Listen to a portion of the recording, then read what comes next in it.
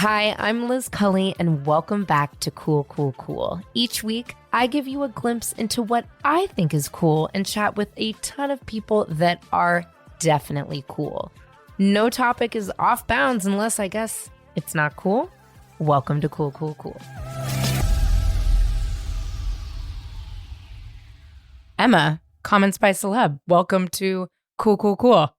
Thank you so much for having me. I'm so happy to be here. I would also just like to say thank you for being a non, because as I said to you earlier, I pounded 2 hot dogs last night, and boy, guess what? Sodium at turning almost 39 years old doesn't hit the same way. I gua shed this morning. I pulled out the new face. I'm like, girl, you just, oh my God, what a sad. It looked like I went out until 3 o'clock in the morning. That Sodium. gua sha post sushi is a serious job. You're doing that with intention. I know that. Thank you. You know what the move is, though, is I have now I think it's steel gua sha, and I put it in the freezer. Ooh. So it's ice cold. I do that with the Skinny Confidential roller. Yes, I do like that roller too, but I dropped mine and broke it. So we're back. We're back just to the to see it. Well, luckily for me and for you, I did go on page 6 and it did not crash my computer. Do you ever have that problem with page 6 where it literally just like crashes your computer, or is it just me and my work computer that's just like not working? I would say I exclusively view page 6 from clicking on a Twitter link. So I don't even think I've ever looked at page 6 on my computer. I only do it on my phone. I wouldn't do it. I'm just warning you now. The fan immediately in my computer starts to just like rustle and get faster and faster because I think it's just too much bullshit that page 6 is blessing us all with, that it like can't keep up in my computer. Like the fan goes, it gets hot. You know the whole drill. It's wild. Yeah, it's an overload. I totally get it. And then it's tough because I'm like, okay, well, what's going on in the world? We have lull days. We have big days. Yesterday was a big day. Diddy on the anniversary of Ready to Die, which I think needs to be said for the millennials and the Gen Xers out there that are listening. His Miami and his LA house got raided. And I was like, whatever. I'm very dedicated to my work, so I'm never on my phone during the day. But I'm like looking at this and I'm like, Diddy's houses are getting raided? Like, what did you think when you first stumbled upon that yesterday in your own feed? I mean, listen, obviously there was a part of it that was shocking just because they're not fucking around with the 2-home raid, that Homeland Security, if they don't really know what they're doing. However, like to me, this was inevitable. After we saw what went down with Cassie, I just think like the streets have been talking too loud now for something to not have come out in this way. I mean, the guy's bad news. Bad news. I mean, I had a run-in with Diddy years ago. Fun fact about Liz Cully is I'm probably one of the only white girls to ever have hosted Revolt TV. And I went in, I know, fun fact. And I went in and I hosted, they would bring you in, they were looking for a replacement host, Sibley, who I believe went on to like E! Entertainment or something like that. They were looking for her replacement.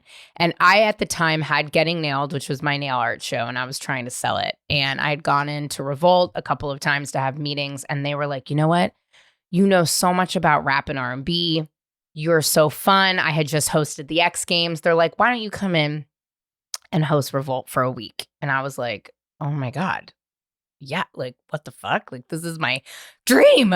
It was so, like that place was being held together by Scotch tape. The guy who was putting like all my outfits together, I found him drunk and asleep in the costume closet. Oh, wow. My inner ears like didn't work. I was so spooked. Like, you're on live TV, like they didn't prep you, but I'm like, oh my God, is this my moment? And when I went to audition, I looked at like when I live auditioned, they didn't even like do a pre-record tape. They just put me on television. I looked out in the audience and I saw Diddy and I was like, oh my God, Needless to say, I totally fucking choked.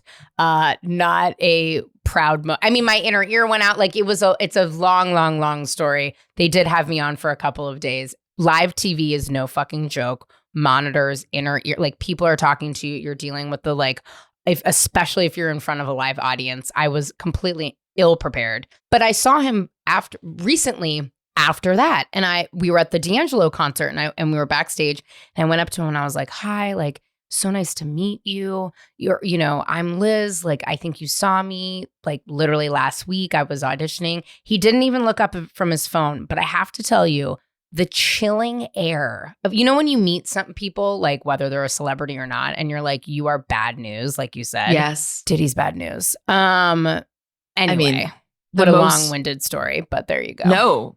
Well, no, I mean, that's a pretty firsthand account. I think the most, or one of the people feeling deeply validated in all of this is Aubrey O'Day, who since the early days, and if you saw what she was posting on Instagram this morning, she's like, I've been telling you guys, I have literally been telling you since, making the band. And it's just, I don't know. It's very jarring to think about what some of these people saw and went through. And I just think that what's coming for him is not a good situation.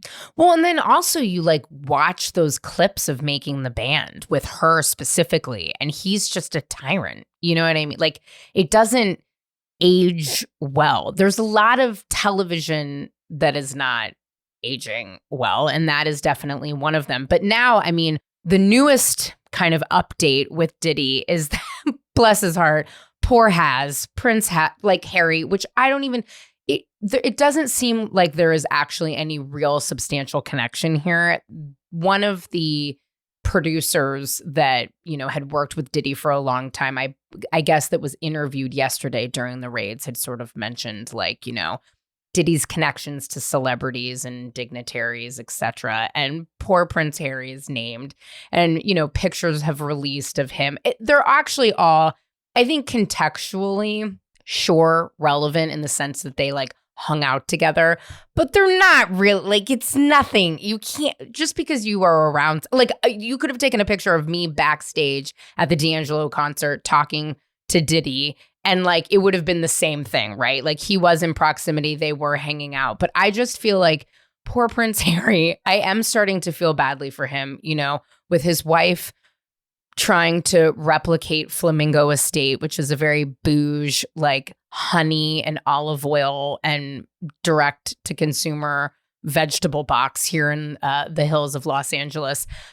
Whilst his sister-in-law is obviously going through a very, awful and sad medical journey. It's just like, oh my God. Like, now I'm starting to feel like with the Royals, it's like, not only am I over it in terms of like being inundated with their personal stories, but I'm like, oh God, these poor people can't catch a break, Well, I just think that it's really interesting to realize that the palaces, and obviously, Harry has separated himself from that, but that the PR strategy has not really caught up with our current age of media. And like, that is going to be interesting just to see that the way that all plays out, because obviously something has to change. And on the other point of just, what is even being, just like you said, that Page 6 headline that came out this morning of Prince Harry being named, I think we are all going to have to, on some level, brace ourselves, because in what is going to be a very lengthy investigation, certain names will be mentioned, not even because they're necessarily relevant or there's anything substantial there, but they will be names. And I think the internet has done this thing now where the second there's the mention of a name, it's like all hell breaks loose. And there's going to have to be that period of like, okay, let's sift through what is relevant here and what is not at all. I know. Well, when you and I first chatted on the interwebs in my last show, I remember asking you like really, how Comments by Celeb came around, how you really capitalized on this incredible, almost like subcategory of Instagram and Twitter, right? Which was the responses. What now it's become really, I would imagine, I don't want to say business, but it's like a whole other content creation is like how you comment back to someone. Can you work out a joke? How smart do you have to be, etc.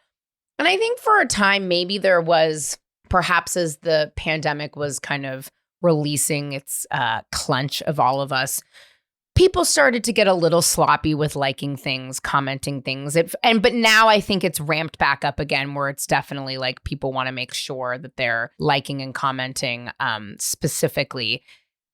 With stories like this on Page 6 or, Just Jared or People or Us or whatever it is, do you think celebrities, like, because it becomes mindless when you like things. Do you think that they're being extra careful to not like stories surrounding the royals these days, especially in light of what just happened with, kind of really unfortunately making way too many assumptions about Princess Kate? But do you think people are like very careful to not like comment on anything, on any coverage now of the royals? Yes, but I would also say it's not exclusive to just the royals. I think in general, the people and celebrities, or at least their teams, recognize what can be viewed as like the weight of an Instagram like, which, like you said, to your average person can be very mindless. But unfortunately, when you're a celebrity, like you don't get that luxury of it being mindless because everybody always has the assumption that it is so well thought out or that you're doing so purposely to be seen in that way. So I definitely think the way that's why you'll hear so many celebrities talk about their burner accounts.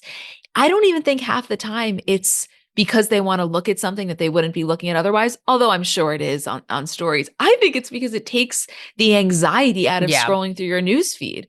Like if you're Kim Kardashian, you have 300 million Instagram followers, throwing a rogue heart is not is not what it is if you're just, scrolling with 100. So I think that absolutely, specifically with the royals, I mean, we saw with Blake Lively, she had made she had kind of just contributed to the internet conversation, joking about what was potentially going on with Kate, and then immediately, came out with an Instagram story statement saying, I feel like an idiot." Yeah. I think in general that was kind of a lesson just in getting wrapped up in internet conversation, ourselves included.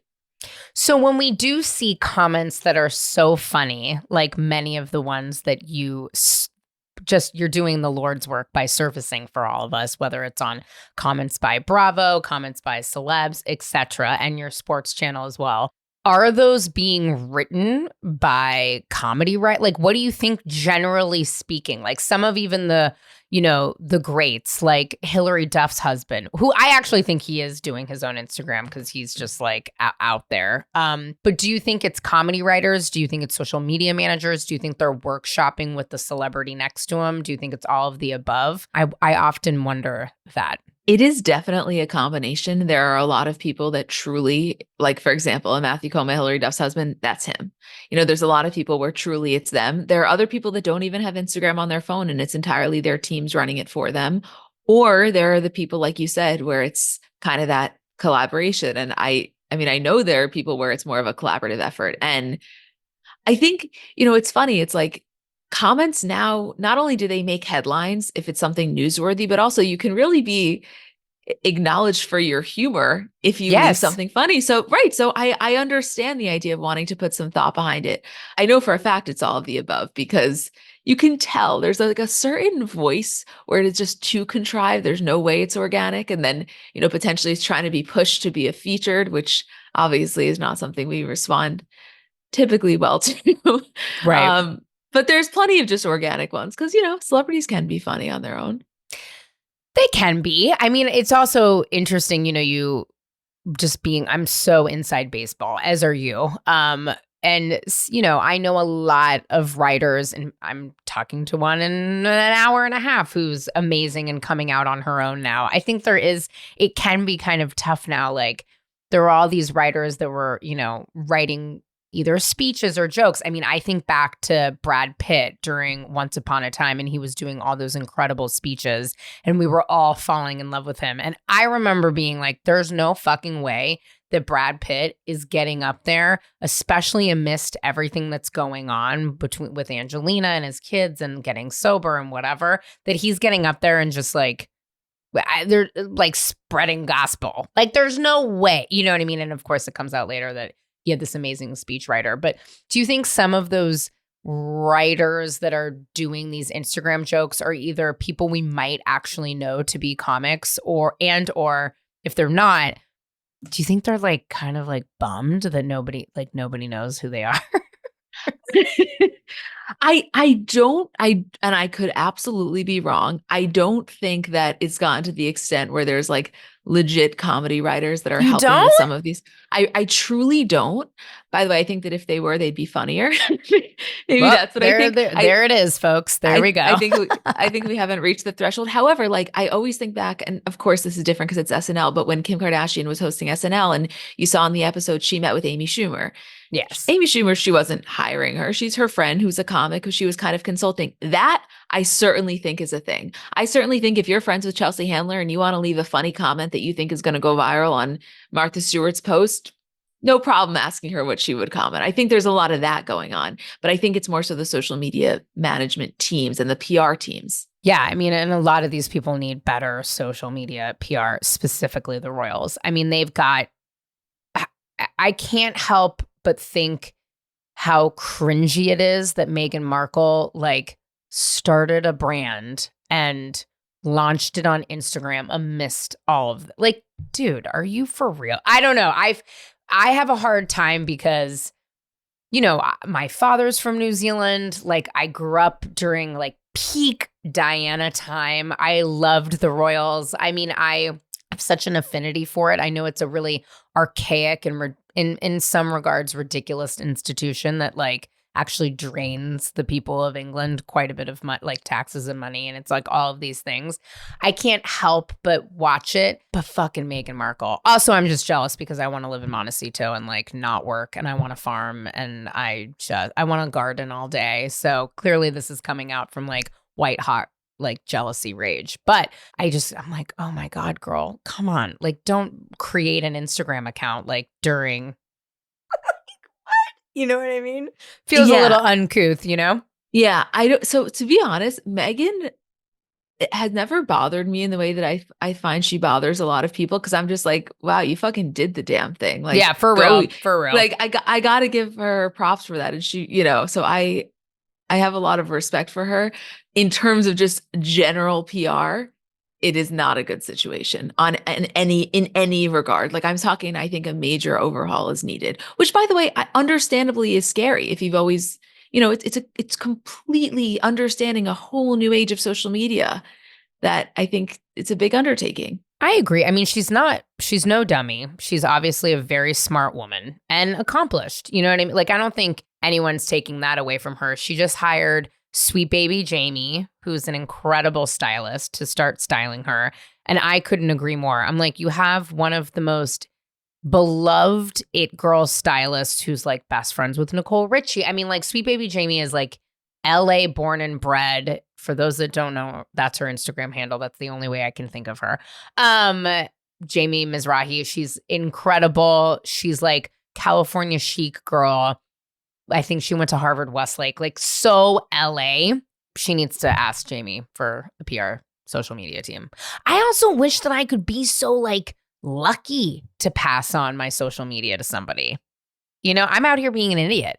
I just post like R&B and like 90s rap videos and like stupid fucking memes about how tired I am all the time. Like, whew, what a way to live, you know? No, there's something that does feel kind of freeing about being like, you know what, it's in your hands now. At the same time, though, I don't know. I don't know if I could be one of those people that doesn't, you know, if I was really up there that didn't even have the app on my phone, I think there would need to be a certain level of control. Yeah, well, because you're an entrepreneur and a control freak, and so am I. So that really, you know what I mean? That tracks. There's also like, speaking of kind of what you've built, which is comments by celeb.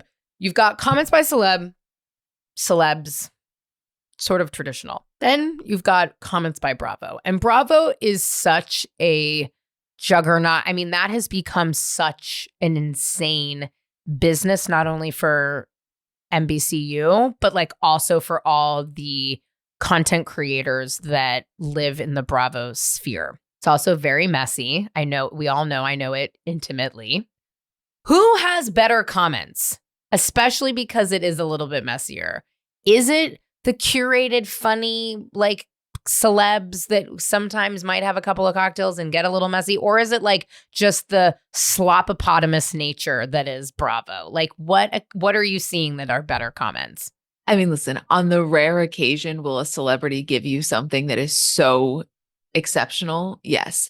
But on the whole, It's Bravo. I mean, it's because they don't have they don't take it as seriously. So you're never going to find out the level of tea from a celebrity via the comment section that you are from a Bravo celebrity. They have no problem. It's not all these channels typically that it has to go through to dispel a rumor. They see that Page Six posted something that's not true or that they don't like. They're the first ones in there fighting with the troll. Right. And is it refined? No. Is it amazing in terms of going absolutely viral? Yes. And can you know for 100% fact that it is them?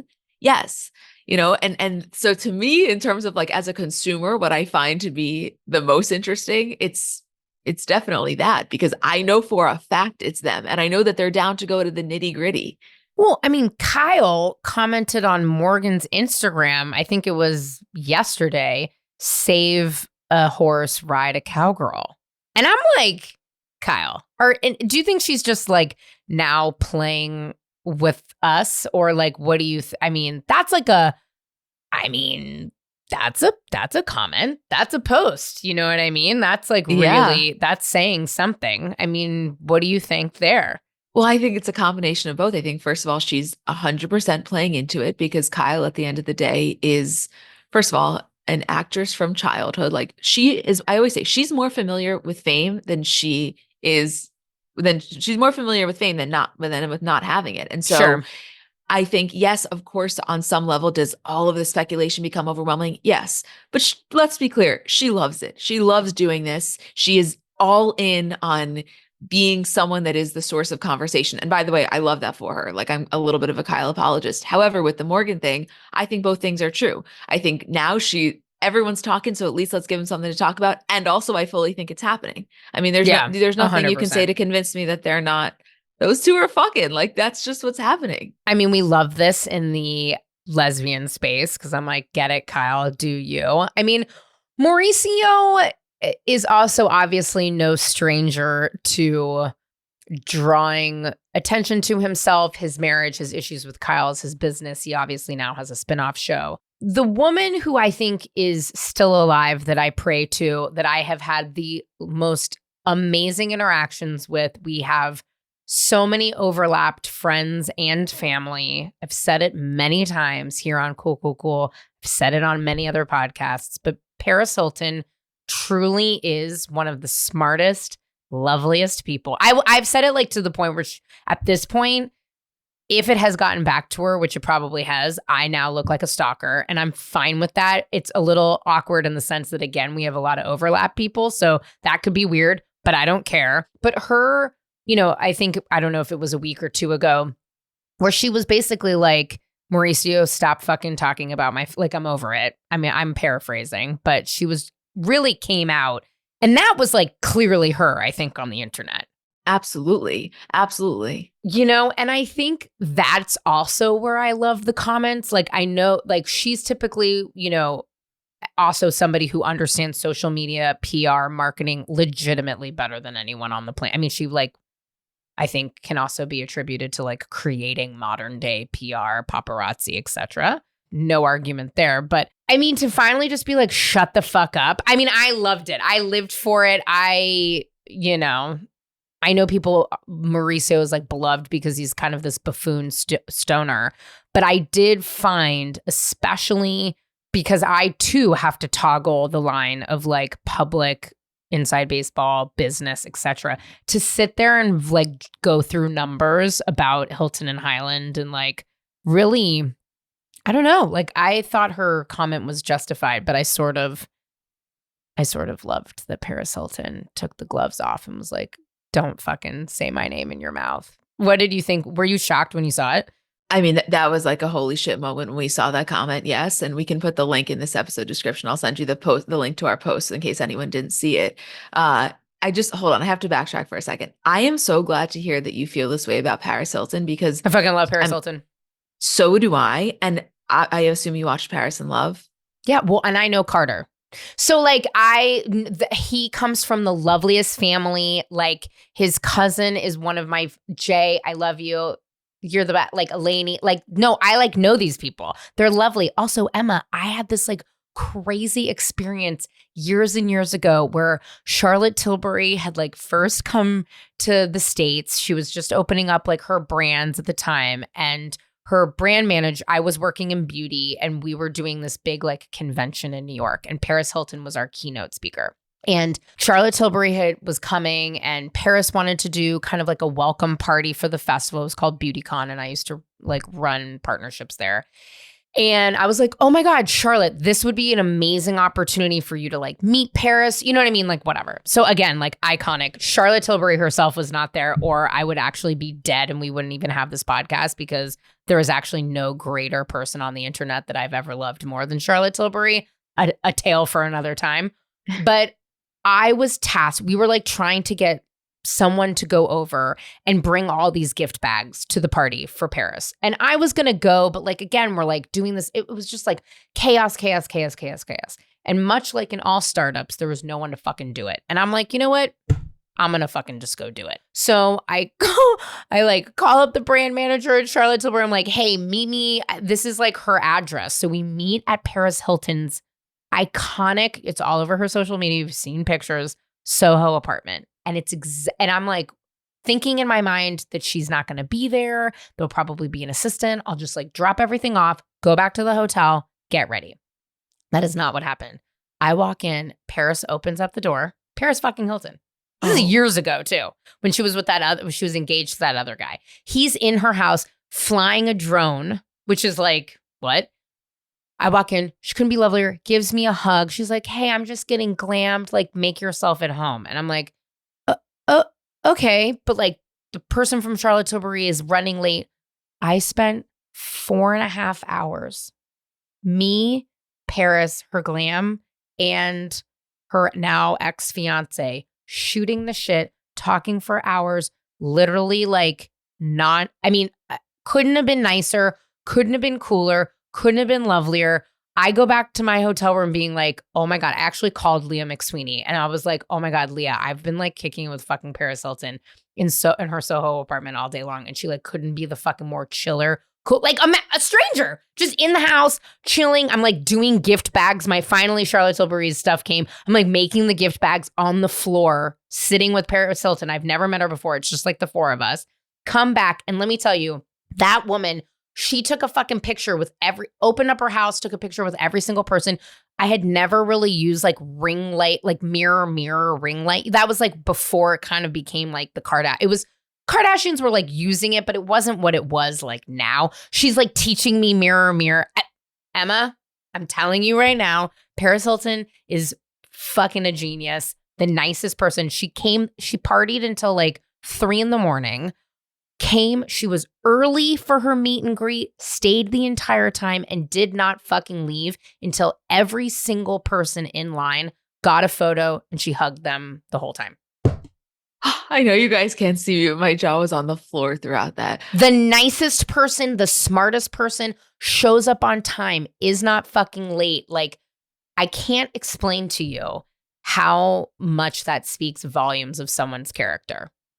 I just want you to know how like deeply I am receiving this, because that's how I've always, no, truly, that's how I've always felt her to be. That's how I've always heard I don't think that you can exist in the way that she has in media for this long unless you are truly, talking the talk, walking the walk. Like she does the damn thing. And I am continually impressed by her work ethic, really. And I just was so fascinated on Paris in Love because the way she operates is unlike anyone I have ever seen. And while there is so much chaos, she always ultimately gets it done with so much class and grace. And yeah, I'm fascinated by her. So I love hearing that story is exactly as you would hope it would be. Yeah. And I just kind of love the fact that she's like still very much, Paris is so big, especially in terms of her like ancillary businesses and other markets and that's also like, that could be a whole fucking podcast. She really has like her own, incredible amount of employees and people working for her. But I just like that she was like, no. I'm going to tell Mauricio what the fuck is what. I love the crossover of Kathy. I love just the crossover. Obviously, Kyle's been on the show for so long. Kim is fucking a legend, bless her heart. The crossover of those families, and I can't help but think, at least with Kathy, even though I've heard a million times over, it's Kathy doing Kathy, and I love Kathy not understanding the internet. And her comments like, Paris, call me, or like, hi, honey, I'm trying to call you. I mean, those are just like iconic comments on the internet. Yeah. I think there is this crossover, though, with Paris in the background, her influence of being sort of like the first person to really break through the wall and have like a dialogue with her fans via the press and whatever medium that is, you know? Oh, absolutely. Are you kidding? And she's very aware of that. Like I don't think she ever forgets about not only her OG status, but also the way that in a lot of ways she paved the way. And to me, it always comes across as not at all conceited, just a real acknowledgement and understanding of her role in the greater pop culture landscape and social media landscape. And I have like nothing but respect for that. Who do you see commenting all the time, though? Like, who is a comment frequenter? And it could be maybe Bravo and regular celebs. Who are you like, this person is fucking commenting all the goddamn time? Well, I think the most underratedly supportive person in Hollywood is Octavia Spencer. First of all, literally written down here on my notes, Octavia Spencer. That is so funny that, well, one, I talked about her on Sirius XM. She fucking reached out to me. She follows me. She comments on everything. She is 100% doing her social media. I have talked to her in the DMs. She does every birthday post for every celebrity that has ever existed, inclusive of executives at networks. Yes. And also, forget about the ones she's posting herself. She is in those comment sections. Someone got a role, a promotion of this, and it is 100% authentically her, which I think people sometimes doubt, but like, I'm telling you, it's her, as you know as well. No, So it's 100% her. She's the nicest person on the planet. Poppy Parnell for president. I loved that fucking show so much. I'm desperate. I literally did the thing that I don't do that often and I should probably do more of. I did it when I was younger, but like I begged her. I'm like, please come on. Cool. She said yes. Unfortunately, the show did not get renewed. Who knows? Octavia, if you're listening, which you might actually be, we love you. Emma, we stand for you. And also, please come on. Cool. She's everywhere. She's the nicest fucking person ever. yeah, I'm so glad you have that read too. I've never met her personally, but that is exactly the vibe that I get. Who from Bravo is constantly, well, other than, I don't know, I who would mean, be? Lala Ken is probably the comments the most, no? I would say Katie more than Lala in terms of Vanderpump, but you're never too far away from a Vicky Gunvalson comment. You're never too Oh, far God. away from a Tamara Judge reply. It's with Bravo, it's constant because I think there's this, and I'm so grateful that it's like this, but there's this real need to respond in real time. Whereas celebrities, people can say whatever, and most of the time, unless a PR person is coming out with an official statement or they're putting up a Notes app story, or they're directly deciding that they're going to respond to that one troll. Like Megan Fox recently on Call Her Daddy said, sometimes I just say, fuck it, I'm going to respond. But it's more intentional, where there's no intentionality typically with Bravo talent. It's like they see it and there's a direct response. So it's all of them. That list is long. I know, I do. Shout out to my bestie Sutton. Sutton really is the best of all time, I can confirm. But her comments to me sometimes, I'm like, what are you? I mean, no one's clearly seeing this, but this is like making me die laughing. Heather, who I adore, who I'm also quite close with, who we all know I love so much. She definitely used to comment all the time, but bless her heart, I think what a fucking last 9 months that she's had. She's sort of chilled off the internet, which I can understand. It's a wild time in the Bravo sphere. I mean, we saw a lot this week. Potomac is having quite a bit of a shake-up.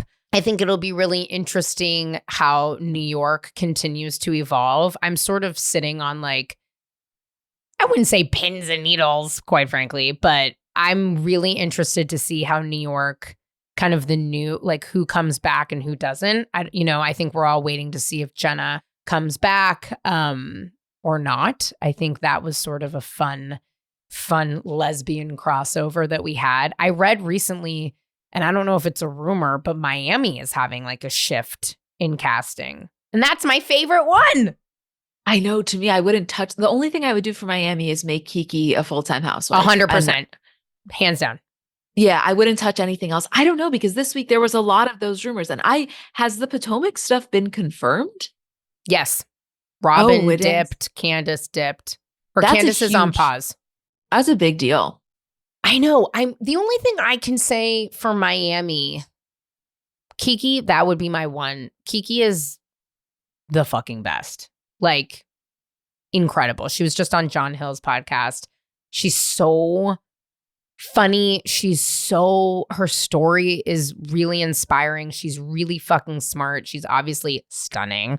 I like that Bravo has been relaxing on this sort of archaic rule that like your children, I mean, Sutton and I talked about it when she was a friend of for the first season, that like Bravo was really staunch that like her children and her ex needed to be included to be kind of like a full housewife. And I'm glad that those kind of quote rules are being relaxed, because sometimes like with a Kiki is a perfect example. I didn't even know she had children until this past season. And like, that's okay. Like I'm okay with some semblance of privacy. Like I don't need it. Do you know what I mean? Like it doesn't like whatever. The only thing I'm really having a hard time with is Adriana. I know she's great TV, but like she needs a talking to. I mean, actually, I say all of this and like watching her lip sync in Mexico City for Pride was so weird. And the I mean, she's hanging on by Emilio Estefan's like goatee is really what it is. Yeah. You know, the thing with Adriana is like I can recognize that she has contributed to making great TV, and I am so appreciative to her, for example, for filming like when she did ketamine and she had that whole Yes. therapy session. Like I appreciate her vulnerability. However, she's trying too hard to do too much. And I actually think it does a disservice to the franchise in general because it makes it more performative than it needs to be. Like there's already a certain level of performative that's going to happen on Bravo shows, but whether she's reading the poem from Marisol's liver or reading that poem last time, to me, that's not what I consider great TV. And I think she can make it without going that hard. And when it gets that produced, I don't know, to me, I just find it so inauthentic. Yeah. And I also just think she gets really nasty. And I think, like, listen, I understand that a lot of Bravo fans like that. I think, you guys do a really great job of comments by celeb, like by reporting on what is being said, but it never feels nasty or mean or like, I think you really can celebrate a little banter back and forth or criticism, but you guys aren't posting like awful, like back and forth me. That's not the vibe that I get, right? I think it's pretty celebratory. With housewives generally, when it starts to get like nasty, like they've got to be friends. I think that's why Utah was having a rough go for a second because nobody was really communicating or being friends. And like, we don't at the end of the day want to see that. And that's why I like love Miami, because I do think a lot of the girls at the end of the day like each other or are friends. But I mean, Marisol and Alexia, I mean, it's just too good. I just love that franchise so much. And so when I saw that, I was like, no, don't do it. But yeah, we shall see. And now I can't keep up. There's too many Bravo shows. I mean, there's apparently every season of a home. Apparently people don't work and they can have spring, summer, fall, winter houses. Bless them all. I just always knew it to be Summer House. And now I'm like, oh, no. Like, I can't. It's too much. There's only so much television. And of course, now I have other incredible, just enlightening television like Couple to Thruple or, Twin Love, which was very underrated. I don't know if you caught any of Twin Love, but it was peak TV, in my opinion. So, does that mean you don't watch Summer House? No, but also I'm friends with Hannah Berner. And I love Paige too, but like I just like stopped. I didn't have a great interaction with a cast member that I'm sure you can all deduce because we interviewed him. He was a dick to me and he like fucked her. I just like got a really bad taste in my mouth from the Summer House crew. So I don't watch it. I totally understand that. Although I will tell you this season specifically just with the Carl and Lindsay is absolutely wild television. Just Well, from the sole perspective. Of what? Him being a piece of shit? And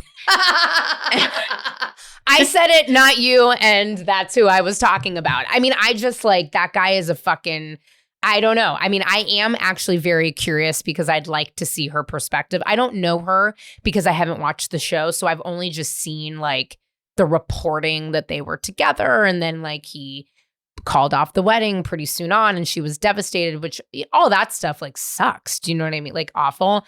But I am, you know what, Emma? I am curious to watch this season only because I'm like, how did you, girl? Like, I'm curious to see who she is because I feel badly for her. You know what I mean?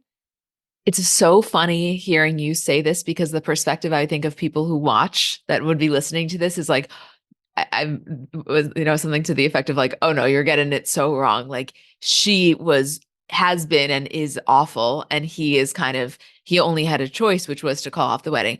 I actually think the thing is that both can be true. Like, I think sometimes the other person gets put on such this pedestal because like Lindsay's behavior is objectively terrible, like just objectively insufferable, zero redeeming qualities there. However, like I don't think that automatically makes Carl this unbelievable fiance. I think they can both kind of suck in their own ways. I would say this as somebody who has no like skin in the game, who has not watched it. I would say that you can't, there's never, to your point, my assumption about her, let me back up. My assumption about her was that she couldn't have been great or she definitely wanted to be on television to like accept a proposal from him. But I think sometimes you got to be just as bad as the other person to be in it. And that is just and again, here I am. I have not seen anything. Who knows? What do I know? But I'm like, oh God. So, okay, maybe you've convinced me. The problem is like, I've got to convince my wife. We have one television in the house. It took years to convince her to watch any Housewives. Literally, I haven't seen, and I always feel so bad. Like I tell, like Sutton's always like, well, you know what happened? Like kind of like as if I know. And I always look at her and I'm like, honey, you and I talk more in text message. Like I've never watched, this is a true statement. I have watched one episode of Real Housewives of Beverly Hills in 7 years. Like I don't know that franchise, which I know is blasphemous and insane. But I have to convince Rachel of the TV because I only have one TV and like we pretty much watch TV together. She loves Salt Lake, loves Miami, loved Traders, which we're big MJ fans in this household. God. Well, and I really liked that show. I liked the format of it. Twin Love, Couple to Throuple. I've gotten her on Love is Blind. She shot down immediately. She's like, these people are assholes. I can't, Vanderpump, if you can believe it, I've actually never watched an episode of Vanderpump Rules in my entire lifetime. I did try to get her to watch The Valley and she refused. Last night I was like, should we try this? You know, we know this person on here, maybe it'll be absolutely not. She was like, watch the trailer. She said no. So Summer House, can I watch the one singular season or would I have to start from the beginning? Because that's going to be a very tough sell in this household. No, I was going to say with this particular season, you can start from this season. Give a little background on Carl and Lindsay, that they're engaged, that they've been friends for many years. You can start from this season. You're not going to get as, of course, a full understanding of it, but you're literally watching to see some of these fights go down. And whether you have all the background info or none of it, it's almost just as interesting. Got it. Okay. I promise you, you will enjoy this season. It is so Carl and Lindsay centric in a way that like, even if you do not give one singular fuck about Bravo, and I know you do, but even if you are someone who doesn't, like it's just factually interesting. I literally said to my therapist last time, I was like, have you been watching Summer House? Like, I would love to talk about it just from a psychological perspective. And she hadn't gotten there yet, but I'll get her there. Well, my wife's a therapist.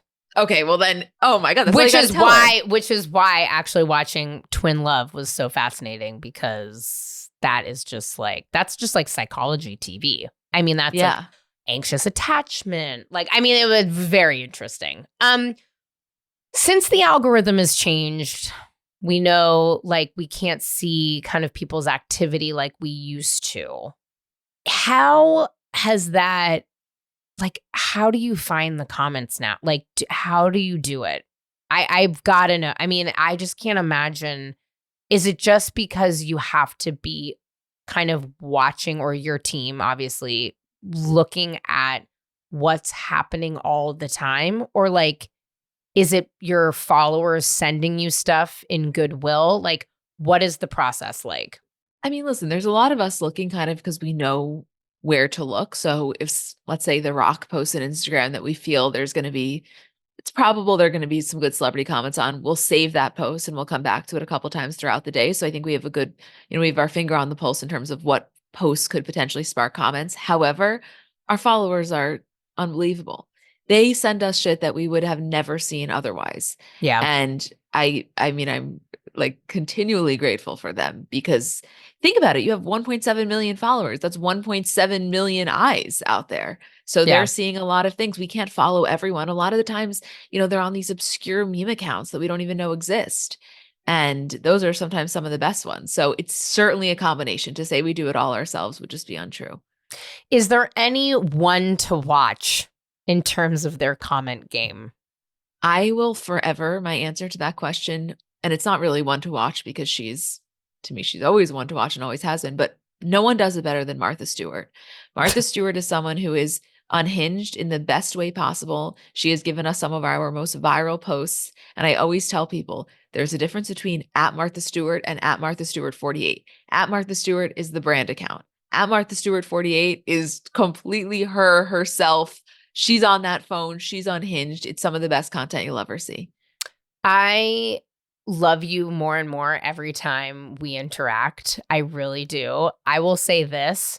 There is and Taylor Strecker and I talked about this at length a long time ago. There is no one I'd rather party with than Martha Stewart. Martha Stewart in her 70s, giving absolutely zero fucks in Bedford, New York, hanging out with the gays, doing like brand deals at her parties, showing up in Page Six is really who I aspire to be. It's as I approach 40, who I'm becoming. Also somebody that apparently can't eat salt or dairy of any kind, but really eyes on the prize is like being in your 70s, giving zero fucks, having a gorgeous facelift, which like, yes, snaps, kudos, all the things. Like, I thought, the one thing I will comment on Megan Fox on Call Her Daddy, did I watch just to see what she has done plastic surgery wise or other? I love that she was going down this. Did you watch or listen to the episode? Yeah. She's going down. We're getting all the information. And then she gatekeeps the one and only thing that she's done to her body that she said was the best thing she's ever done. I have now reversed back into, and the fact that she talked about how she had no body fat, no less than 35,000 times in that episode. I have reversed back into not being able to stand Megan Fox, even though she is arguably one of the most attractive people I've ever seen in my entire fucking life. But Martha Stewart is the North Star. And I love you, Emma, for that, because it's like the Kathy Hilton thing. It's just like, it's real commenting. It's like real, like, first thing that comes to mind, which I love those old days of the internet. I don't love my old weird, like, hipstamatic filter Liz Cully, but like some of the comments, like my friend Sarni and I will go back and I'll look and I'm like, oh my God, what the fuck were we saying to each other on the internet? Yes, of course. We all have that. Also, I am so sorry. My therapist is texting me. I'm now 6 minutes late for her. And with that, I love you and goodbye. Oh no, thank you so much for having me. I adore you every time I get to see you, and this is so fun.